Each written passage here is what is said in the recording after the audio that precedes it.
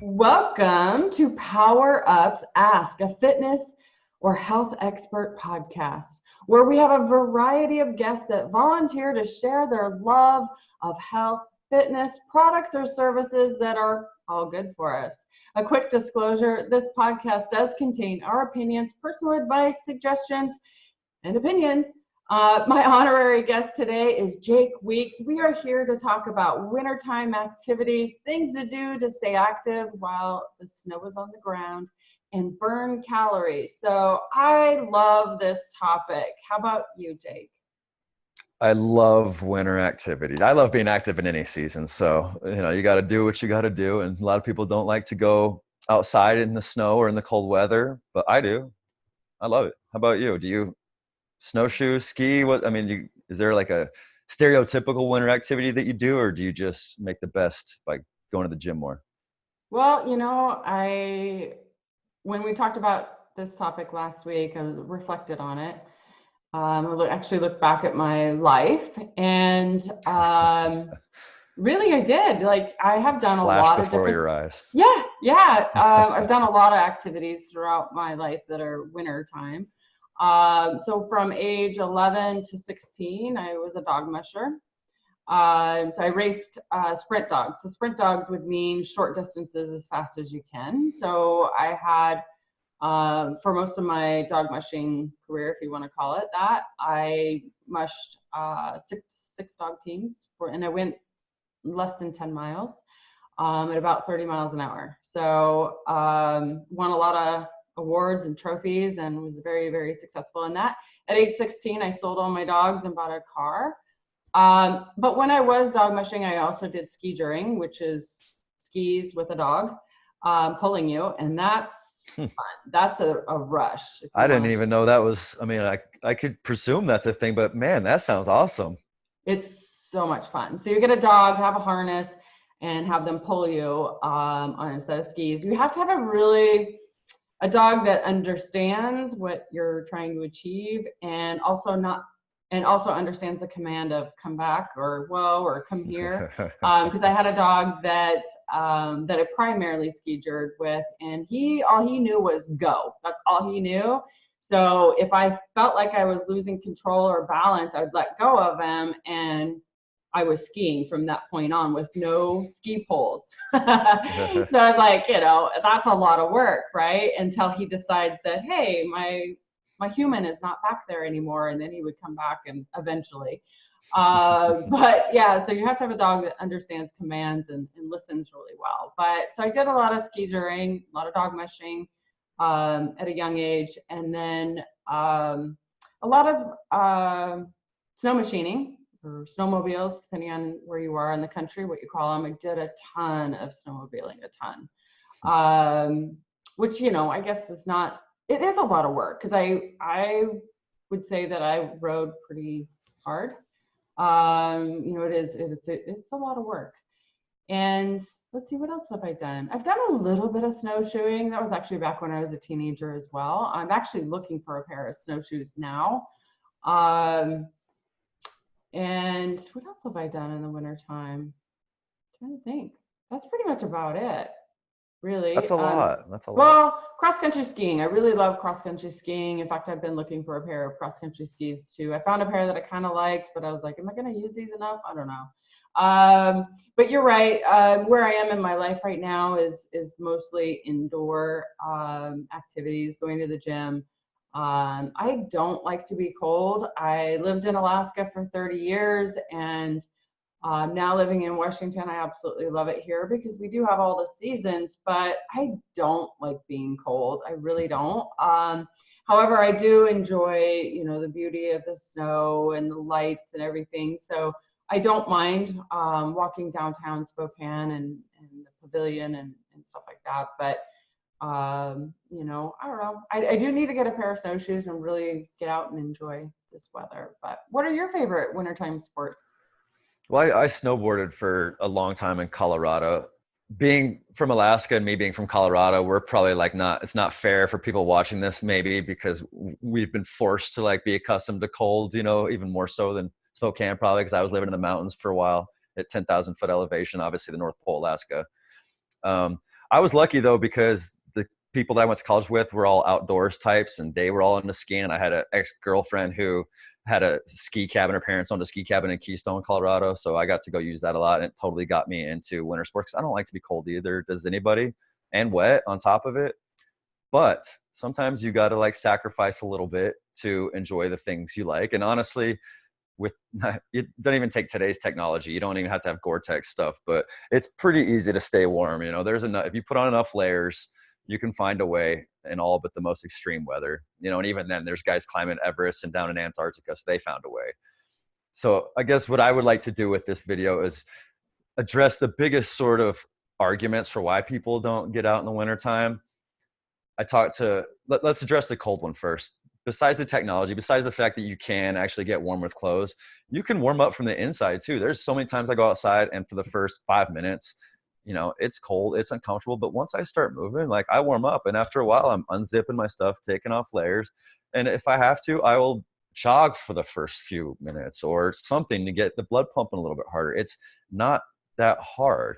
And after you do that enough, you realize that your body's got this great propensity to withstand extreme temperatures and to warm itself up. And you've got this great ability to survive in lots of different situations. And honestly, I feel like it's almost incumbent on humans, if you are sincere about sort of being the best human you can be, to like have a little bit of you that's a little tough and can withstand a little bit of physical displeasure. I mean, you can't just wait for perfect 70-degree sunny days or work out in air conditioned gyms. I mean, I don't think you can, not if you really want to live a healthy and full life. Another argument I get a lot, like I have these kids that I hang out with and their mom doesn't want them to get sick by going out in the cold. It's mostly a myth that the cold makes you sick. It's usually being around more people. You know, viruses, I think, some viruses, the rhinovirus, can be more successful in cold weather, you know, but on balance, I feel like being outside away from all the people who are sick, even though you're in colder weather where viruses have a little bit of a better chance, I feel like you're actually reducing your chances overall of getting sick. I think that's an empty argument in my opinion. In fact, I think going to the gym probably increases your chances of getting sick around all those people, you know, inside that one space. If you're serious about living a healthy life, you have to do something in the winter. You don't have to go outside. If you don't want to do that, I understand. But then go to the gym or work out in your living room. Do some kickboxing.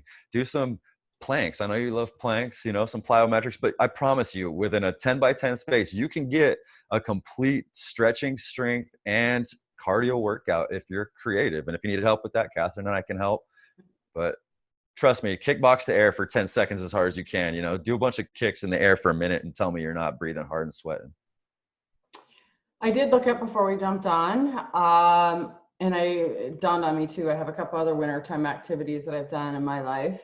Sledding. Where we used to live, we had this giant hill behind our house. We had to ride our snow machines to it, but this huge hill that was probably pretty dang dangerous to go down. In fact, I know it was.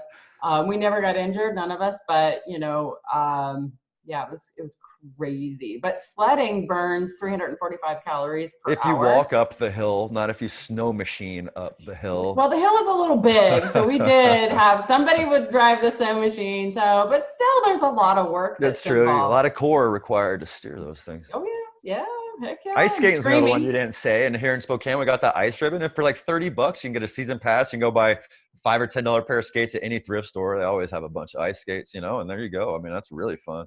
I did a lot of ice skating as a child. I actually had a pond in my backyard, so I just keep the snow clear and did that. But yeah, ice skating is great. I love the downtown ice skating rink. It's beautiful, but it burns really 380 calories an hour. Snowshoeing. Good research, Catherine. Yeah, right? I thought so. I was like, I'm going to be prepared today. Snowshoeing is 576 calories. You know what, on that note, I'll go and I'll post hole. I'll step right through big piles of snow, or even if there's a few inches, I'll walk down the sidewalk. And that's a great workout. You know, it can seem tougher, but man, if you really are like an athlete trying to train your muscles and train your balance, it's a great idea to get in the snow, just like getting on sand or in water or something. Really great. Go ahead. Tell me some more calorie facts. Guess how many calories you burn cross-country skiing per hour? That's probably the most of the ones you said so far, 750-ish. 800. Dang. Downhill skiing, 432. Curling, I've never curled before. That looks fun. It doesn't look that intense. 2 calories an hour. No, no. I If think you're there's a lot of the sweeper guys do a lot of work. upper body, upper Yeah. body. Well, and I would say core and yeah, hamstrings and glutes and quads got to be engaged too. But 270, so it is a little lower. Snowboarding, how many do you think on that? I mean, it's probably got to be close to the skiing, but you don't have the luxury of like, you have to sit down and get up more. So it should be more, I would think, but maybe not. 300? 429. Oh, 450 was the skiing. So it should be right around there. Yeah. Ice Less than skiing. hockey. Hockey, I've That's a never good been one. in. That's one of the greatest endurance, like all around athletic required sports. That's a Yeah. tough one. 750-ish, especially if you're in a competitive game. Well, and see, I don't know where they're getting their numbers from, but 549, I don't know if they're averaging out everybody because the goalie is no judgments, no, anything. I mean, there's a lot of work there too, but they're not going up and down the rink, so There's I so don't many know. variables, of Yeah, course. Like you can cross country ski at a very leisurely yeah, pace, slower than you can ice skate. And of course, you can play hockey where you're asking yeah, for, well, I mean, they sub in 1 or 2 minutes, shifts right. because it's that exhausting, unlike every other sport. Yeah. So Yeah, so it's so hard to say where these numbers are accurate or not. How about, hockey, I'm hockey sorry? guys fight a lot. Fighting is Oh, a lot of yeah. calories. That's a winter activity. Lots of guys go to the bars more and get in fights. Well, if they're going to the bar, then they're probably consuming calories too. That's true. It's on balance. It's probably bad. Go ahead. What else you got? So shoveling snow. That's a good one. Now, I do want to point Is it out, the wet Washington snow or is it the dry yeah, powder from Colorado? Right. right, right. Actually, where I'm from too, Fairbanks, North Pole, the snow is extremely dry. It's almost Is like it? sugar. Yeah, you Interesting. can't you can't build snowmen with it. Like here, it's incredible. Like a little bit of snow, and I see snowmen everywhere. It's Mm-hmm. just Uh-huh. Good snowball fight in snow. yeah, but I'm thinking this is probably pretty heavy. It's 500 calories. The thing that I know though that I see with a lot of individuals is they're shoveling snow and naturally you're going to shovel with your dominant side, right? Over and over and over and over again for Great hours. point. And Alternate sides. Great yeah, point. And imbalances keep your happen back and straight, injuries. You see people bending their spine constantly, not hinging at the hips. Yeah. So It could be injuries. just like almost everything. It could be a great workout that strengthens your body, or it can cause like damage, and compromise it. So it's just the form with which you do most things that affects that. Yeah. Yeah. Scraping off the ice on your car can burn up to 250 calories per hour. Good Lord. Like how many windshields is that? Yeah, That's got to be a right. lot. I mean, everybody maxes out at like 5 minutes on that though. So hopefully. Well, those are the facts that I found before hopping on, but I thought that was great. People really need to get into a winter sport though. Like, don't let the cold be a reason. There's so many nice warm clothes, and it's a joy to be outside. When you get more space to yourself, there's less people on the trails, and honestly, when it's snowing, it's like a winter wonderland. I like the snow; it makes it brighter to me. Um, I think it's really important. I just feel like it's a human's obligation almost to like pick something in the tough and the heat that they don't mind, getting out and doing. That's just my own personal opinion. Well, and I hear a lot of issues with sleep going on right now, and it's because we are hunkering into our houses more and not getting outside. So I Not really, getting exercise. well, that too, yeah, It's that fun. too, big time. But I really think it's important to get outside in the morning for even 5, 10, 15, 20 minutes. Just be outside. You do need as much exposure to the skin as possible if you can, but getting in some of that natural light will get your circadian rhythm getting, a little more adapted to whatever's going on in your part of the country. But I do know as we're recording this, it's January 17th.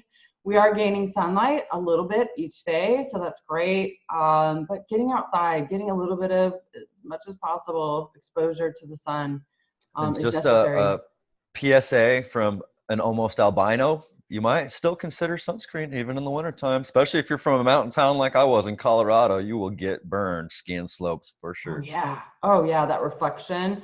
But The I guess what my point elevation. is, my point to my PSA is the vitamin D, the lack of I know. vitamin D that we're all experiencing. I know a couple of people that have gotten blood work done recently, and their vitamin D is really low, and they thought they were supplementing themselves properly, but you still need to get a little bit of exposure. But yeah, do not want to have sunburn. That's the worst. And it's a personal goal of mine to get outside every day, even in the winter. So even when it's snowy, I'm dragging myself out there. And I always am glad that I did. And like we've talked about before, studies have said that the more time you spend outside, usually the happier you are. And vitamin D, that is something we should talk about on another podcast, I think.